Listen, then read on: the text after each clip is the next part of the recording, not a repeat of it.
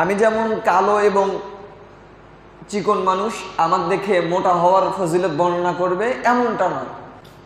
তো ওলামা একরাম আপনার এই শরীরের দিকে লক্ষ্য করে সবসময় বর্ণনা করে না। ওনারা বর্ণনা করেন, ওয়াজ নসিহত করেন প্রেক্ষাপট অনুযায়ী, আপনার ভেতরগত দিক অনুযায়ী। আমি যেমন কালো এবং চিকন মানুষ, আমাকে দেখে মোটা হওয়ার ফজিলত বর্ণনা করবে এমনটা নয়। আমার ভিতরে অবস্থাটা কি সেটা আমার বাহিরে বাহ্যিক দৃষ্টিগত দিক থেকে আমাকে দেখা যাবে।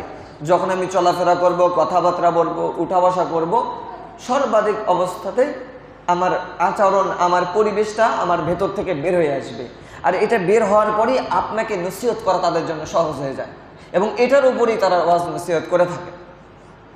যাই হোক, এই যে এতক্ষণ ধরে বুঝালাম, আমি মনে করি আপনারা বুঝতে পারছেন যে সর্বদাই মানুষের কলব এবং আচরণের দিক থেকেই মানুষকে ওয়াজ নসিহত করা হয়। মানুষকে ওয়াজ নসিহত করলে সাথে সাথে তার হাত পা ফুলে মোটা হয়ে যায় এমনটা হয় না। সাথে সাথে ওয়াজ নসিহত করলে মানুষের অন্তরটা গলে যায়, মানুষের অন্তরটা পরিবর্তন হয়ে যায়। তার মানে খোরাকি, এই ওয়াজটা হচ্ছে একটা খোরাকি, যেটা শরীরের এই বাহ্যিক দৃষ্টি থেকে হাত পায়ের জন্য নয়, এটা হচ্ছে অন্তরের জন্য, কলবের জন্য, যেটা আমাদের সকলের জন্য প্রয়োজন।